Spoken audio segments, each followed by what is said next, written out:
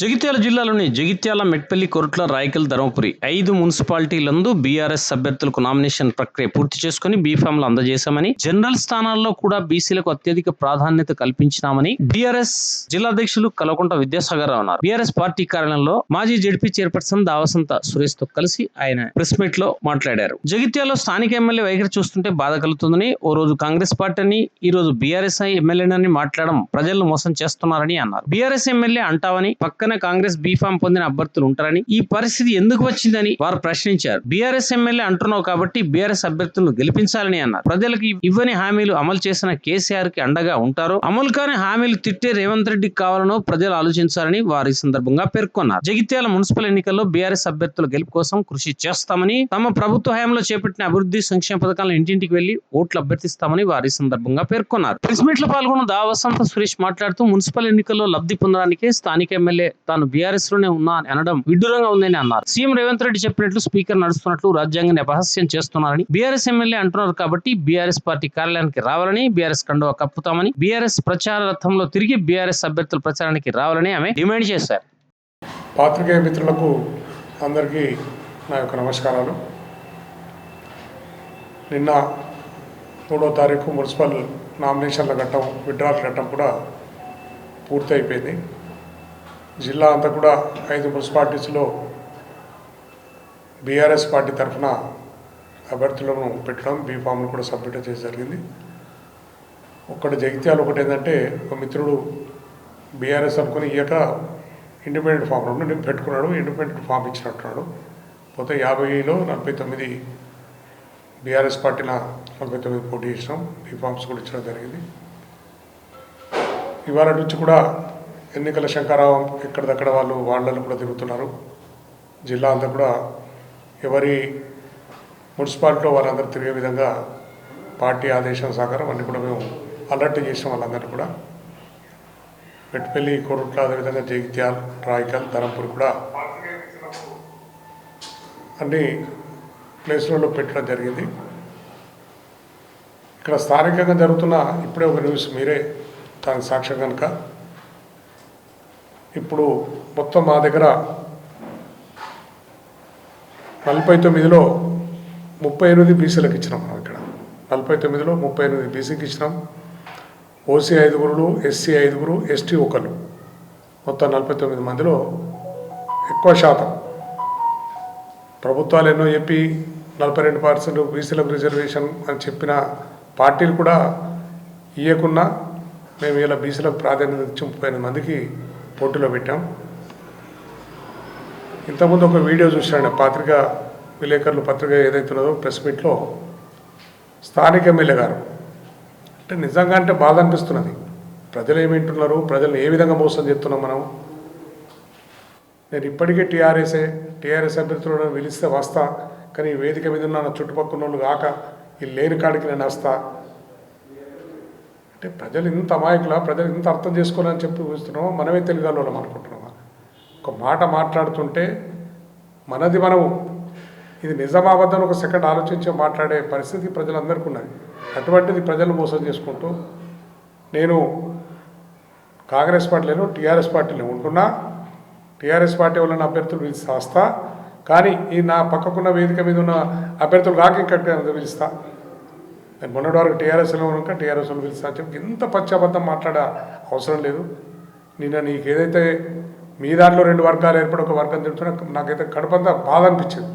నా హృదయం నిజంగా అంటే క్షోభించింది. నా హృదయం కూడా నోటికి వచ్చిన మాటలు తిట్లు తినే పరిస్థితి నీకు వచ్చింది. ఏం అవసరం, ఏం సాధించినాం, ఏం అభివృద్ధి చేసినాం? అభివృద్ధి కాంతి ఏమున్నది? కేసీఆర్ నాయకత్వంలో జగిత్యాల జిల్లా ఏర్పడ్డది, నీకు మెడికల్ కాలేజ్ వచ్చింది, ఇంద్రభవనం లాంటి కలెక్టర్ ఆఫీస్ వచ్చింది, ఇంద్రభవనం లాంటి ఎస్పీ ఆఫీస్ వచ్చింది. ఏది కావాలో ఇక్కడికి వచ్చినాయి.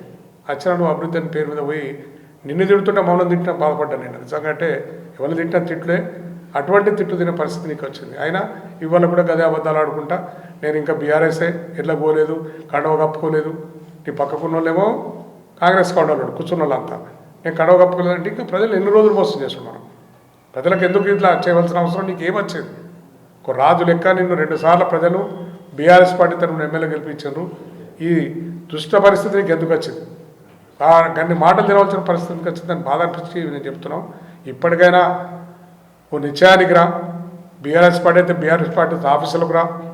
బీఆర్ఎస్ పార్టీ అభ్యర్థుల కోసం గెలిపి ఇంత అవమానపడుకుంటున్న వాళ్ళు ఉండవలసిన అవసరం లేదు అని చెప్పి ఆయనను కోరుతున్నాం. ఇప్పటికంటే మేము మాట్లాడితే మమ్మల్ని తిడతాడు అంటే వాస్తవాలు మాట్లాడినా నిన్ను తిడుతుంటే నేను నన్ను తిట్టినట్టు బాధపడుతున్నాను అన్నాను అంటే నాకు ఎంత గౌరవం ఉన్నది నీ మీద అదని అర్థం చేసుకోవాలి. ఆ మాటలు తిట్లు తినవలసిన అవసరం ఏమొచ్చిందో అని అంటున్నాను నేను.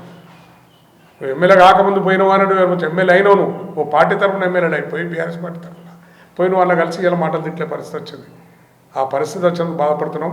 ఇప్పటికైనా అటువంటి అబద్ధాలు మాటలు మాట్లాడి చేయి బీఆర్ఎస్ అన్నప్పుడు బీఆర్ఎస్ అభ్యర్థులను పెట్టాం మేము వాళ్ళకి సాయం చేయి నువ్వు గెలిపించి ప్రచారం చేస్తుంటే మేమే చెప్తాం మా నాయకుడు గెలిపించడానికి కూడా మేము చెప్తాం కనుక ఆ విధంగా చేయాలని చెప్పి మేము ప్రజలు కోరుతున్న ఒకటే.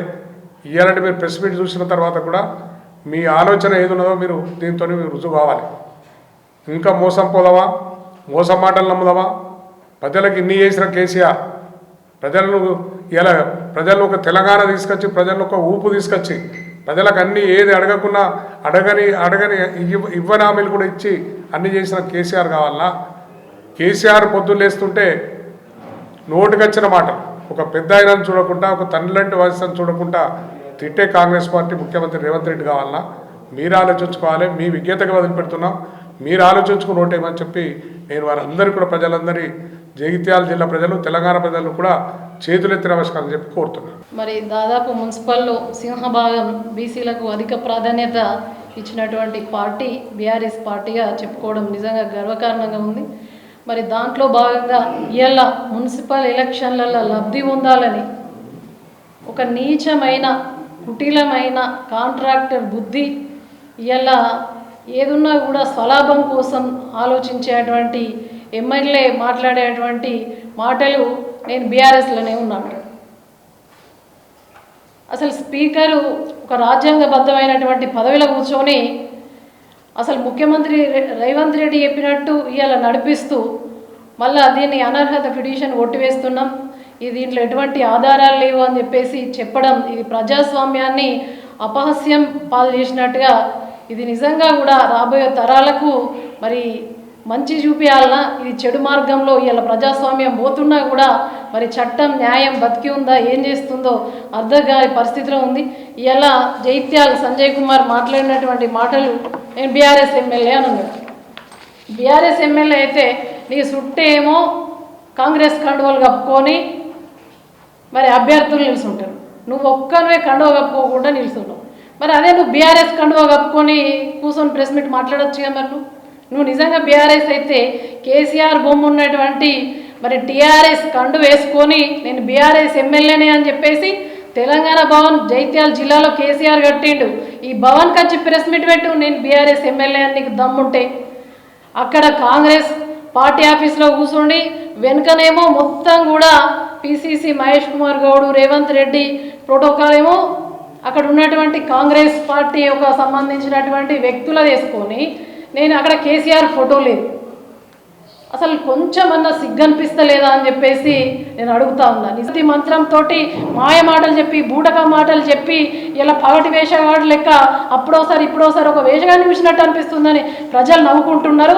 మరొకసారి సవాల్ చేస్తున్నాం, రా కండువకున్నాం కేసీఆర్ దగ్గరకు పోదాం, నీ బీఆర్ఎస్ ప్రచారత ఉంది కదా ఎమ్మెల్యే ఎలక్షన్లు తిరిగి దాంట్లో తిరుగు, మేమందరం కూడా ఎక్కుదాం, మన అభ్యర్థులను గెలిపించుకుందాం అని చెప్పేసి సంజయ్ కుమార్కు సవాల్ చేస్తూ ఉన్నాం.